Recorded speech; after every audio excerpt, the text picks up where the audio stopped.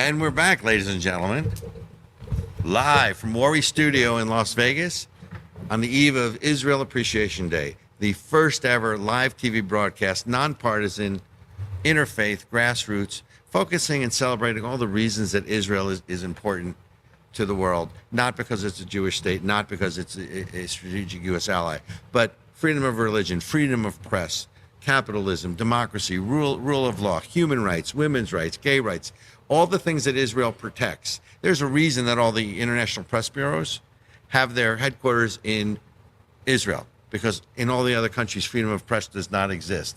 So we would, however, like to introduce you to Ben Redic, who is the producer, the man behind the camera, because, you know, you hear us talking to me, you know, voice of God. Well, this is the voice of Ben. Most of the time, Ben is behind the scenes, but we wanted to bring Ben up, and we wanted to bring up someone else as well. If you guys make enough noise, or maybe we're going to bring up Larry Smith, president of Worre Studio, who without Larry, and I don't get up for anybody, just so we know, without Larry, we're not here today.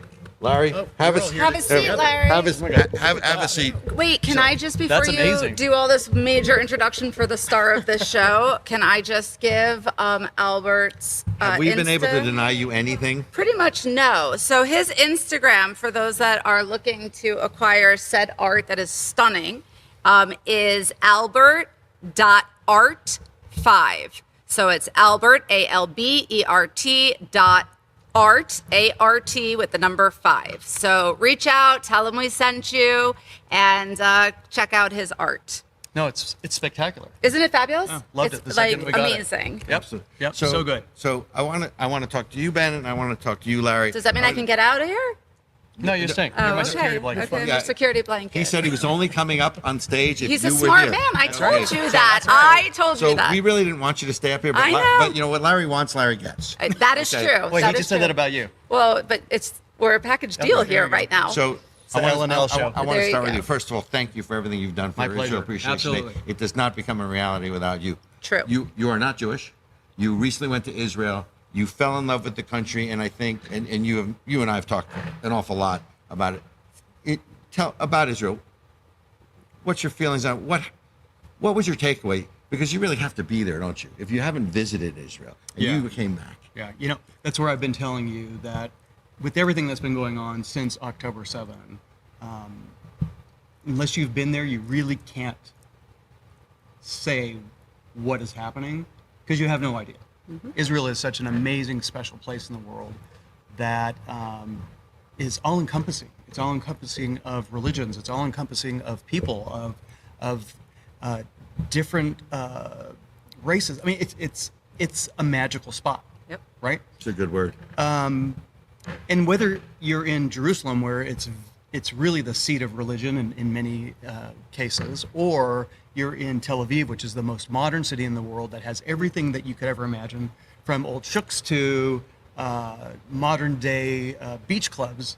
It's all there, and everyone really lives in an amazing harmony there. Yep. Irregardless of religion, like I said.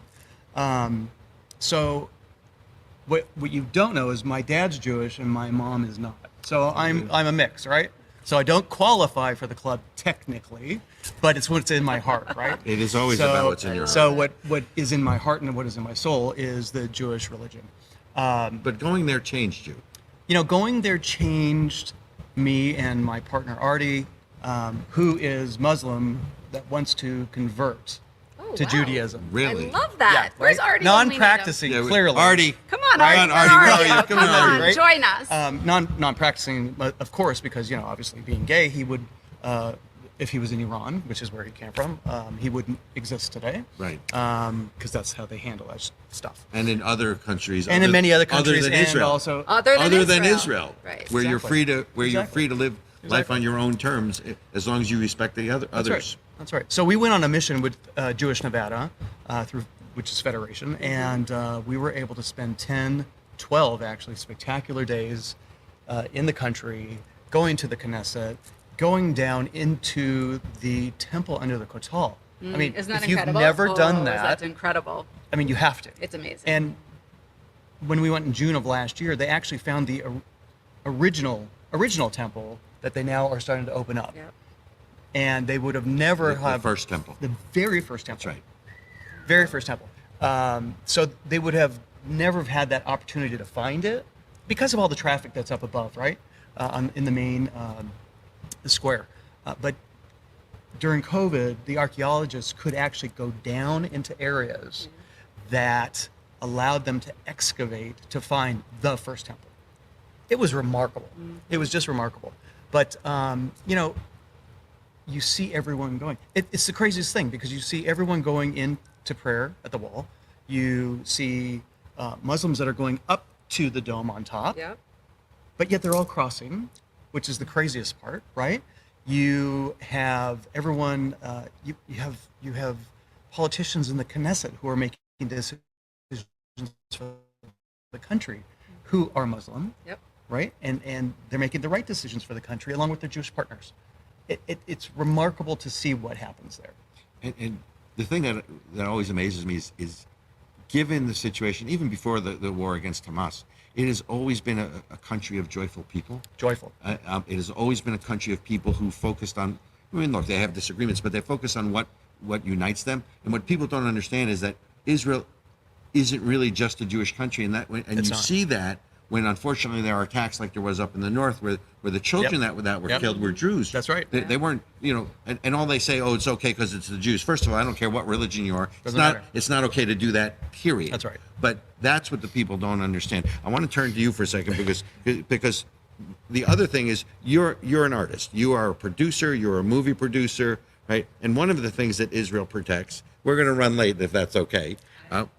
Ben's the one who has to edit the radio show. So. Well, we're going to let Ben Redic. Apparently, I'm going to be fixing it in post. It's You can fix it anyway. You can fix it anyway. But as an artist, right, one of the things that Israel protects is artistic freedom of expression. Yep. We're going to actually have a panel on Israel Appreciation Day of some Hollywood celebrities to talk about that from their perspective. But what are you seeing in your amongst your colleagues in your profession? Because I know you have that movie festival that you put together and those things.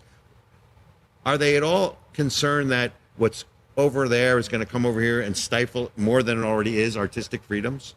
Unfortunately, I'm not seeing a lot of people overly concerned about that. Now, in big Hollywood, there are some names that we ran on the last show. People were expressing support for Israel and things like that. But as far as like independence, not as much as you would think.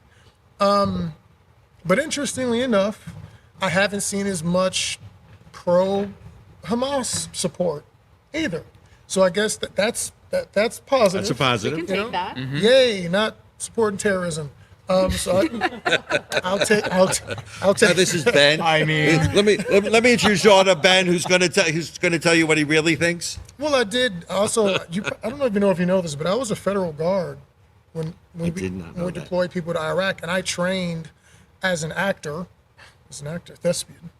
I helped train some of the troops before they went over to Afghanistan and Iraq, running scenarios on military bases. And then I got hired as a federal guard to protect our soldiers once everything kind of kicked off. So even like one of the shootings with, I believe it was Hassan, I just got off work when that shooting happened. When I was in college, in that same span of time, I was studying terrorism because I wanted to understand what was going on, and because I hadn't thought about this stuff in great detail. Mm-hmm.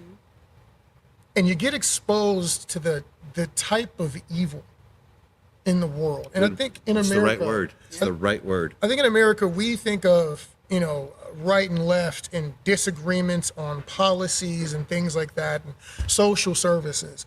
We don't normally zone in on this group legitimately, if they get a shot, are going to come in my house and wipe everybody out, women, children included. They're going to take hostages. They're going to, kill people before they can get rescued. That doesn't really register until a moment like what we're going through right now. So I think it's going to wake a lot of people up. I haven't seen a lot of it, like I said, online. I haven't seen a lot of it in the films or with the creators that I know. The Christian ones, though, and I'm in the stunt community, so there are a lot of those. In the conversations, you definitely do hear some things, but it's not as public. Interesting.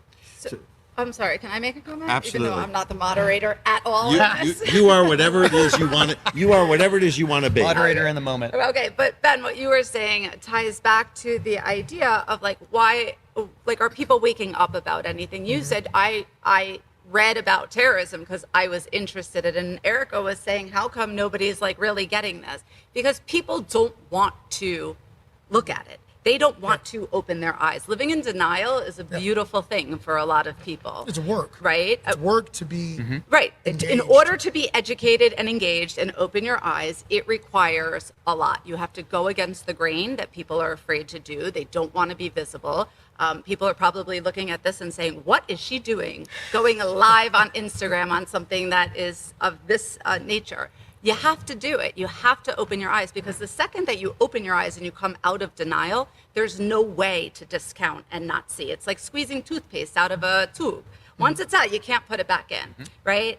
But it takes some kind of education component. It takes people to be committed to that. And that's what I loved about Israel Appreciation Day and why I wanted to get involved in it, because the end result of this, not only are we going to put it out there to the world it's not next Wednesday, it would be tomorrow, Thank which you. is a little frightening and causes me anxiety. So I was living in denial temporarily. But tomorrow, when it goes out there, yeah, it's going to be amazing. And, thousands and thousands of people are going to be exposed to our content. However, the important part is going to be after that, where we can use that content to push against the narrative in media, right? We can also use that content to give, as Tracy was saying, our congressmen, our senators, actual factual information that they can use for their constituents, as well as our colleges and universities, synagogues, churches, house of worship, just to have truthful fact and content that we can start opening people's eyes. And that's why I believe this program, more than almost any other program out there, is going to hopefully change that, I don't know, what's that word? The flow, the narrative, whatever word we want to use. And that's why I'm as passionate about it, because these people won't live in denial anymore. I love it. Ladies and gentlemen, I cannot think of a more appropriate moment or statement is to end this podcast and tell you Israel Appreciation Day is tomorrow, September 18th, starting at 6:30 p.m. East Coast time, which I believe is still Eastern Daylight Time. I don't know if we've turned the clocks yet. I don't but understand that. Go online to IsraelAppreciationDay.com. If you're a college student, go through some of your local chapters. They probably have access to free tickets. If they don't, email us at IsraelAppreciationDay@gmail.com, and we'll take care of it if you're a college kid. I want to give my thanks to everyone who has made this a reality. But especially Worre Studios. And Listen, it was No. our pleasure. would you stop taking words out of my mouth? And especially this. You said I could do anything I wanted. Especially this gentleman here, Larry Smith, president of Worre Studio, which is where we are at and where we're going to be coming to you live tomorrow. Without Worre Studio, this event doesn't happen. So my thanks to you. Oh, my pleasure. For being there. We need to get the message out. You have been a without rock question. star. Absolutely. Thank you so much. Ladies and gentlemen, thank you for being with us on Of the People.